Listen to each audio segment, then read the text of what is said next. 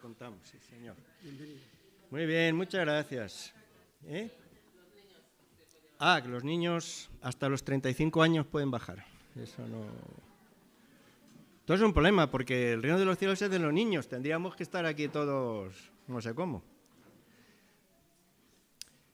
Bueno, por cierto, muchas de las cosas que disfrutamos a veces no somos del todo conscientes del esfuerzo que llevan detrás. Y hablando de los diáconos y otros responsables, pues mencionar esto, ¿no? Que hay un trabajo continuo. Esta tarde, de hecho, periódicamente nos reunimos para pues, ir adelante con la obra en un tiempo que es verdad, es de transición. De otras cosas, como sabéis, yo mismo, para finales de año, pues terminaré mi ministerio formalmente en la Iglesia. Como decía Juan Ramón, los tiempos de transición son así extraños. Y el otro día, ahí ya sí que yo ahí ya lo noté. Me llamaron de la Federación de Iglesias de la que somos miembros, que en abril tienen la Asamblea Anual Nacional, para avisarme que aparte un ratito porque me van a entregar la plaquita correspondiente a los jubiletas y eso ya me ha llegado un poquito, eso ya me ha hecho pensar.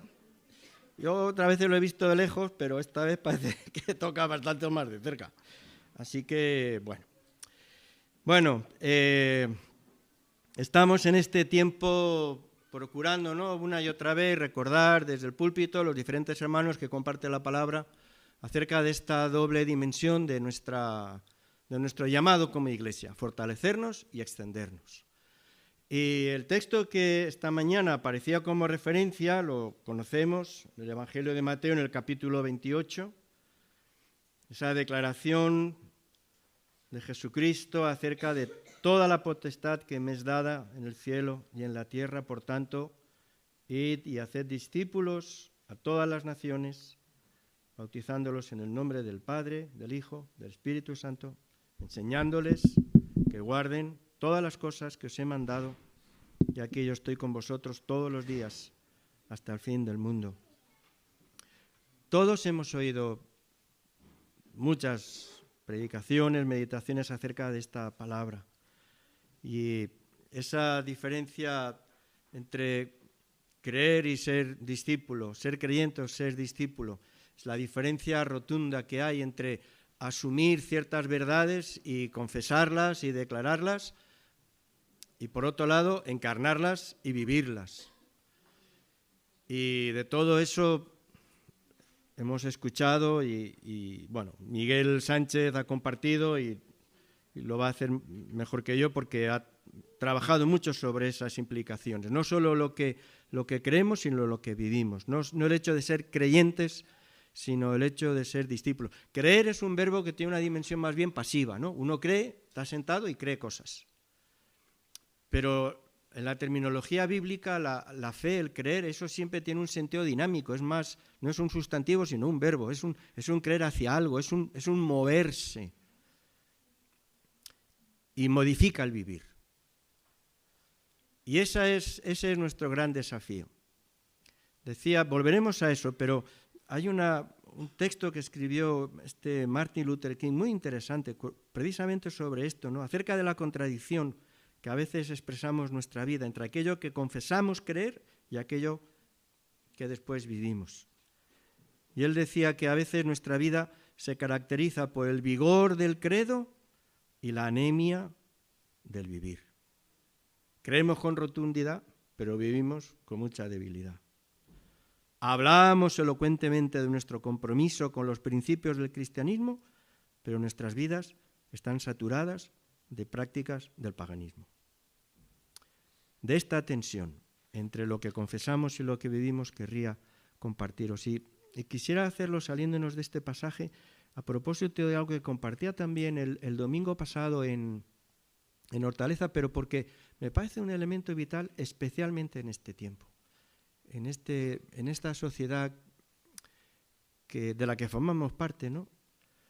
Y a veces nosotros nos preguntamos cómo podríamos enlazar todo lo que vivimos en el culto del domingo con lo que después vivimos el resto de la semana, ¿no? Que parecen dos mundos tan distintos, porque incluso el vocabulario que utilizamos no se parece en nada, parece que sean idiomas diferentes, ¿no?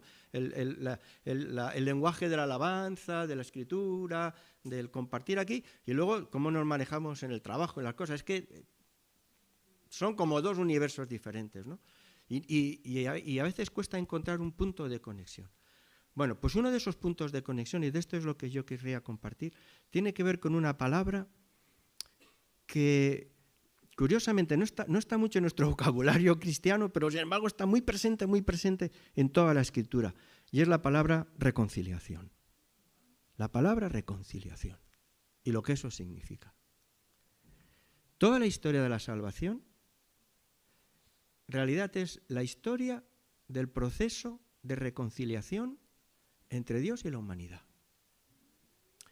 Un proceso de reconciliación a iniciativa de Dios, dirigido a nosotros cuando todavía éramos enemigos, ¿no? Cuando éramos enemigos, Cristo murió por nosotros. Cuando éramos pecadores, aun cuando éramos pecadores, éramos rebeldes para con Dios, Cristo murió por nosotros. Utilizamos Juan 3:16 para resumir el Evangelio en la dimensión individual, ¿no? De tal manera amó Dios al mundo. Pero Juan 3:16 es mucho más que eso, es todo el principio fundacional de este proceso de reconciliación. Un proceso a iniciativa de Dios, pagando un precio desmedido. No nosotros, Él, por la muerte de su Hijo. Y hacer posible esa reconciliación cuando aún le dábamos la espalda. Nosotros hablamos mucho de salvación, ¿no? Y sobre todo en términos individuales, pero la palabra de Dios, que también habla de salvación, habla de algo que lo engloba y es mucho mayor, y es reconciliación.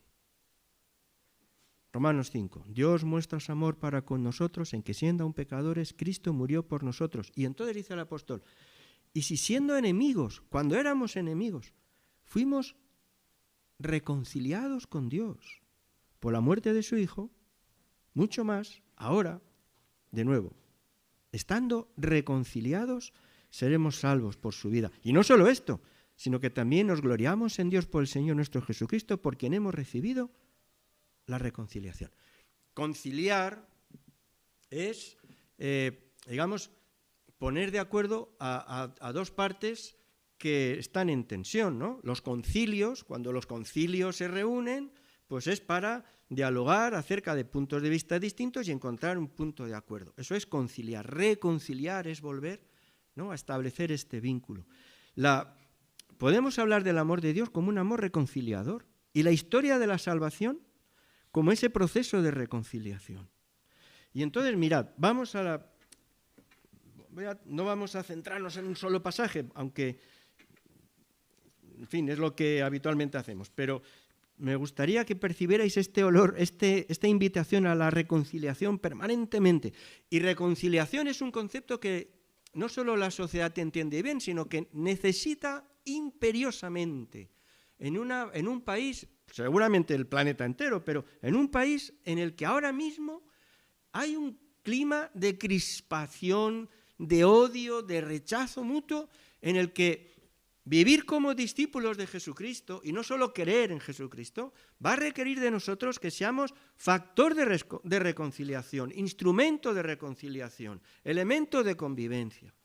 Y sobre esto es lo que yo quisiera compartiros. En el capítulo 1 de la Epístola a los Colosenses lo que encontramos es un cántico, un himno al Señor Jesucristo. Capítulo 1, versículo 15. Él es la imagen del Dios invisible, el primogénito de la creación. En Él fueron creadas todas las cosas, es antes de todas las cosas y es la cabeza del cuerpo que es la Iglesia. Él es el principio, el primogénito de entre los muertos, que en todo tenga la preeminencia. Y entonces, versículo 20. Y por medio de Él, reconciliar consigo todas las cosas, así las que están en la tierra como las que están en los cielos, haciendo la paz mediante la sangre de su cruz. que implica y que incluye mi salvación personal y la de cada uno de nosotros, pero implica mucho más, reconciliarlo todo, todas las cosas, las que están en la tierra como las que están en los cielos. Seguramente podíamos perdernos aquí hasta la eternidad discutiendo qué querrá decir todo eso. No lo sabemos, pero desde luego lo que implica es que hay un proceso poderoso de reconciliación y que desde luego, que es lo que más nos afecta a nosotros, incluye la reconciliación de cada uno de nosotros con Dios. Siempre, siempre. No hay reconciliación que no tenga un precio. Y ese precio lo paga Dios mismo. En su Hijo, haciendo la paz, haciendo la reconciliación, sí, al precio de la sangre de su cruz. Y nosotros, sigue después, que erais en otro tiempo extraños y enemigos de Dios, rebeldes con Dios, en vuestra mente, haciendo malas obras. Sin embargo, os ha reconciliado. También nosotros, reconciliados con Dios, ya no enemistados, ahora reconciliados. Y por eso después el apóstol, y volveremos un poco más tarde, pero ya lo quiero anticipar, el apóstol resume de una forma tan potente lo que es la misión de la Iglesia y la misión de cada uno de nosotros, nuestro lugar, nuestro papel en medio de la sociedad y del mundo. Segunda de Corintios, volveremos a eso después, pero recordad, Dios, dice el apóstol, que nos reconcilió consigo mismo, nos reconcilió, y siempre las dos ideas, nos reconcilió y lo hizo al precio de su Hijo Jesucristo. Él que nos reconcilió consigo mismo por Cristo, nos dio el ministerio de la reconciliación. Decimos, bueno, nuestra misión es evangelizar. Bueno, claro, sí, pero para hacer posible la reconciliación, aquí hay algo mucho más importante, no sé si es la palabra, que simplemente que cada uno escape como pueda del infierno. Aquí hay algo mucho más grande que incluye esto, pero que tiene que ver con ese corazón reconciliador de Dios, las manos extendidas de Dios en favor de toda la humanidad, sin distinción ninguna, ni de clase, ni de condición, ni de lengua, ni de nada, ni tampoco de condición moral, porque aquí, ¿quién podría presumir de nada? Pero los brazos extendidos de Dios en Jesucristo para reconciliarlo todo y a todos. El anuncio de eso, nosotros lo llamamos evangelizar, es una parte.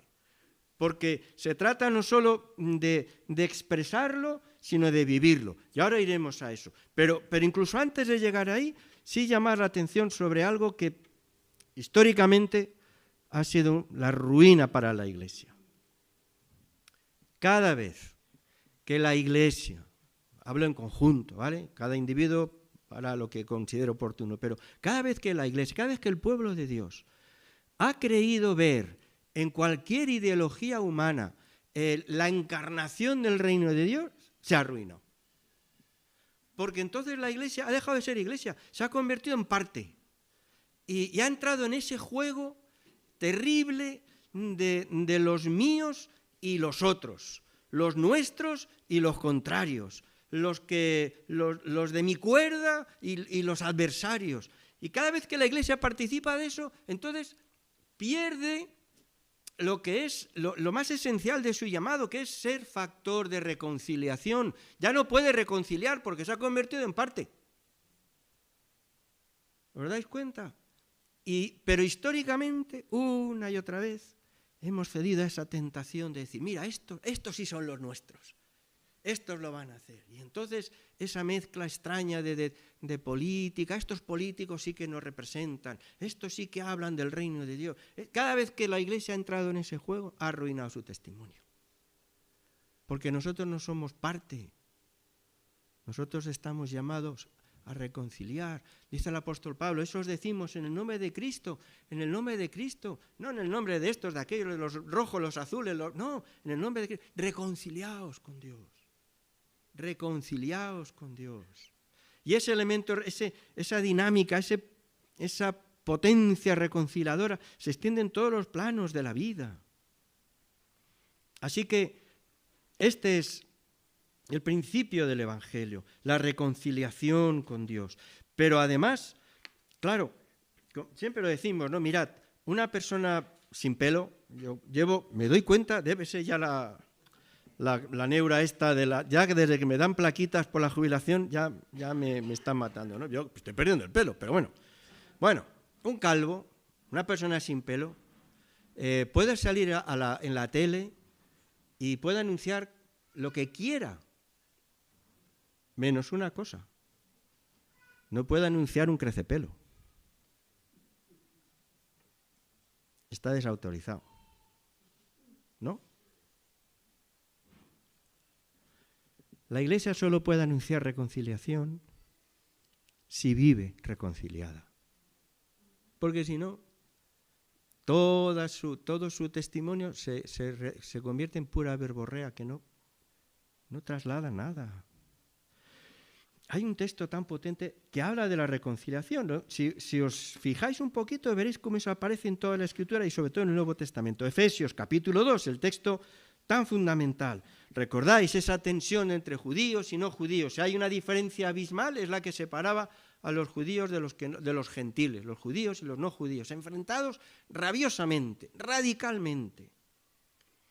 Y dice el apóstol, la palabra de Dios a través del apóstol, dirigiéndose a los gentiles, ahora vosotros, que en otro tiempo estabais lejos, ahora en Cristo Jesús habéis sido hechos cercanos por la sangre de Cristo. Y siempre hay un precio, y siempre lo paga Dios, no nosotros. Porque Él es nuestra paz, que de ambos pueblos hizo uno derribando la pared intermedia de la separación, aboliendo en su carne las enemistades, la ley de los mandamientos expresados en orden, y crear en sí mismo de los dos un solo y nuevo hombre, haciendo la paz. Y mediante la cruz, el precio, mediante la cruz, reconciliar con Dios a ambos en un solo cuerpo. Otra vez. Así que eso es la Iglesia. La Iglesia, cualquier dimensión que tenga, ¿no? El testimonio del poder reconciliador de Dios por encima de cualquier diferencia.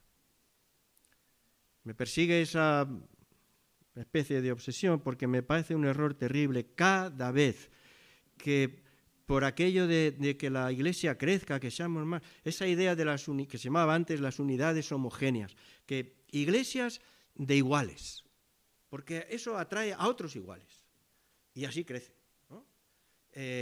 Iglesias de intelectuales, porque así los que no son intelectuales, que no son cristianos, encuentran un círculo agradable. Iglesias de artistas, iglesias de jóvenes, iglesias de ricos. Me invitaron a estar en una, pero bueno, no tenía nivel suficiente para mi condición. Iglesias de venezolanos. Claro, pero podríamos hacer iglesias de ladrones, ¿no? Eso dice el Señor Jesús. Los ladrones también se aman entre sí, participan de las mismas condiciones. Pero eso es la negación del poder de Dios, porque el poder de Dios lo que significa es que es capaz de reconciliar a aquellos que son diferentes. Y entonces la Iglesia puede dar testimonio y anuncio de reconciliación cuando ella misma se puede ofrecer, aunque sea imperfectamente, como ejemplo de reconciliación. Aquí están jóvenes y mayores, nacidos aquí y nacidos fuera, de esta lengua y del otro, con títulos académicos y sin ninguno. Y todos esos elementos que en esta sociedad se convierten en motivo de tensión, de crispación, de división, incluso de odio, aquí dentro es otra cosa. Porque aquí gana el poder, el espíritu reconciliador de Dios por medio de Jesucristo. Aquí es donde nos lo jugamos todo como Iglesia, de cara al testimonio, no simplemente en lo virtuoso que sea nuestro discurso, o lo elegante que sea nuestra palabra, o todos los recursos que utilicemos para hacer el anuncio de la verdad. No basta con eso, es necesario, pero no es suficiente, porque esa declaración verbal, como quiera que se exprese, debe estar respaldada por la evidencia propia de ese poder en medio nuestro. Los diferentes reconciliados. Y eso no es una cuestión de ni de filosofía, ni de ética, ni de política. Eso es teología de la cruz. Cumplimos nuestra misión como iglesia cuando somos iglesia a la manera del Nuevo Testamento en este sentido. Cuando siendo diferentes por 1000 factores y por 1000 razones, las diferencias no se viven como un problema, sino como una riqueza. Y vivimos un tiempo de mucha tensión. Y a veces incluso en el vocabulario se expresa tan fácilmente, aunque pase desapercibido, ¿no? La emigración, el fenómeno de la emigración comenzó siendo un drama. Hablábamos del drama de la emigración. Pero tiempo después ya no se hablaba de drama, se hablaba de problema. No sé si os habéis dado cuenta incluso en esa manera. Ahora, ya no era un drama, era un problema. Y últimamente se habla de la amenaza de la emigración. Y entonces, en eso y en otros aspectos, cada vez que, en fin, no hace falta que os lo cuente, ¿no? Asomaos, estamos en la calle todos los días. Esa tensión, ese sentido de rechazo a todo lo que es diferente, de odio, la percepción del otro como una amenaza. Escribió hace décadas un filósofo y luego, mira, se ha convertido. Él decía, un elemento de mucho cuidado, un tipo bastante peligroso. Él decía que el infierno son los otros. El infierno, con esa imagen de lo horroroso, espantoso, esos son los semejantes, los otros. Porque son una amenaza, es el enemigo, ¿no? Y entonces nosotros nos acercamos a la palabra de Dios y lo que encontramos es, efectivamente, el espíritu reconciliador de Dios. Pero de la mano de eso, la llamada a ser nosotros elemento de reconciliación. Volvemos ahora sí al texto de la segunda epístola a los Corintios, el capítulo 5. Si alguno está en Cristo, nueva criatura es. Algo precioso, algo que puede suceder, algo que puede cambiar las vidas, algo que puede renovarnos. Y todo eso, dice la Escritura, proviene de Dios que nos reconcilió consigo mismo. Otra vez. Por Cristo. Jamás hablará una sola ocasión la Escritura de la reconciliación sin unirlo al sacrificio de Jesucristo. Nos reconcilió consigo mismo por Cristo y nos dio el ministerio de la reconciliación. Dios está en Cristo reconciliando consigo al mundo y nos encargó a nosotros la palabra de la reconciliación, que incluye la evangelización, la proclamación del evangelio de la reconciliación, pero que implica mucho más. Así que somos embajadores en nombre de Cristo y os rogamos en nombre de Cristo, reconciliaos con Dios. Si vivimos nosotros reconciliados, ¿no? Y recordaba algunos ejemplos que son muy llamativos a nivel social, ¿no? Mencionábamos antes la figura de Martin Luther King, que empeñado, claro, en hacer valer los derechos de las personas negras en Estados Unidos, sufriendo una serie de injusticias, pero siempre negándose a calificar de enemigos a sus oponentes. Y por eso toda esa serie de prácticas no violentas, porque a toda costa la cuestión era no solamente ganar derechos, sino reconciliar a la sociedad. Y como casi siempre pagó su precio. Muchos habréis oído de Desmond Tutu, también Premio Nobel de la Paz. Él falleció hace poco, arzobispo de la iglesia en Sudáfrica, de la comunión anglicana, muy evangélico. Cuando después de décadas de apartheid en Sudáfrica, sabéis toda la situación también tan así, él fue el director de la Comisión de la Reconciliación para aquel país. De ahí recibió el premio Nobel. En el año 94, lo habréis oído, ¿no? El genocidio que se produjo en Ruanda. En 3 meses asesinaron a 1 millón de personas. En 3 meses, 1 millón de personas asesinadas a machetazos. Y no los mataron los militares, eran los vecinos. Aquel conflicto entre Hutus y Tutsis, ¿no? Y los vecinos, gente que había convivido por años, se levantaron unos contra otros y a golpes asesinaron a 800.000 personas en apenas 3 meses.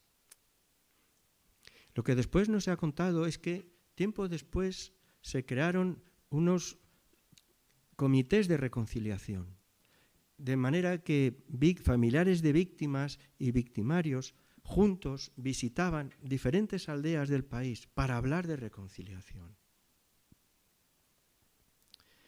Uno de los, actualmente, de los más importantes mediadores internacionales de conflictos, que ha estado en África, ha estado en Centroamérica, en tantos lugares. Una de las personas con más crédito mundial a la hora de mediar en conflictos internacionales es Jean-Paul Lederac. Es un cristiano evangélico, menonita. Ha vivido aquí en Barcelona, vivió unos años. Hoy se habla mucho, empieza a hablarse en todos los ámbitos de, no ya de justicia punitiva, castigar al culpable, sino de justicia restaurativa.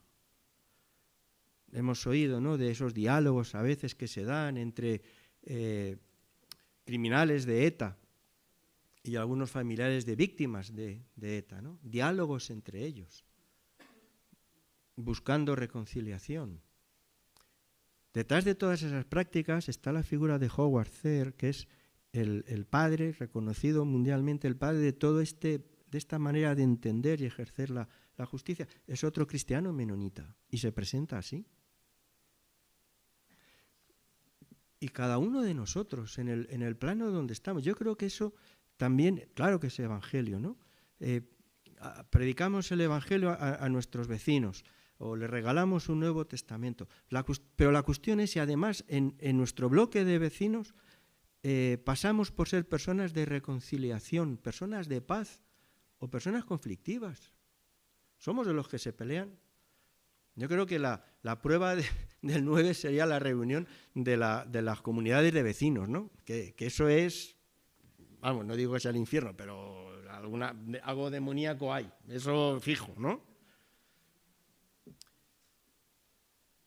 Y me consta, ¿no?, personas que a veces, bueno, yo recuerdo el pastor con el que comencé en el ministerio. La iglesia, una iglesia grande, pero como tantas está todavía en el bajo de un edificio, un bloque de viviendas.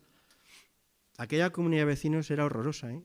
O sea, lo he contado alguna vez, pero, o sea, literalmente, en el minuto 1 empezaba la reunión, minuto 1, se insultaban.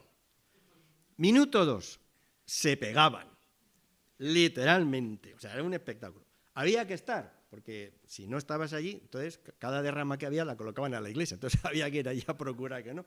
Pero era hasta que empezaron a reclamar al pastor para que estuviera allí. Y las reuniones en el propio local de la iglesia. Y el pastor empezó a organizar algunas cenas para que los vecinos pudieran estar allí y cenar juntos.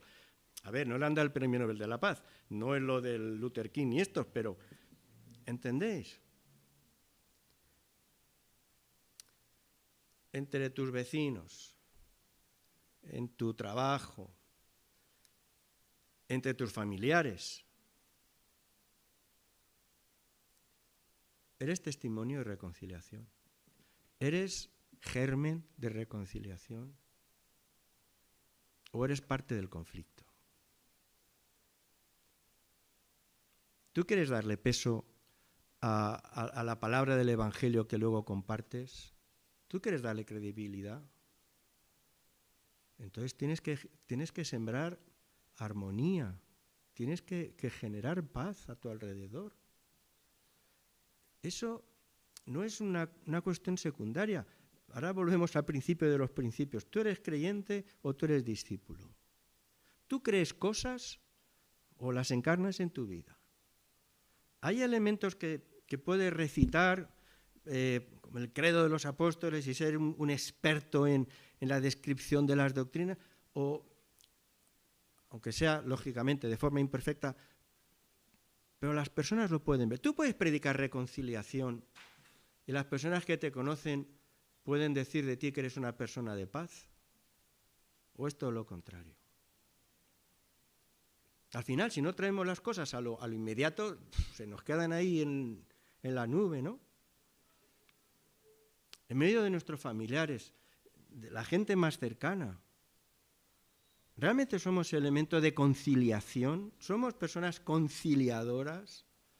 Los que nos conocen nos reclaman para sembrar un poquito de paz.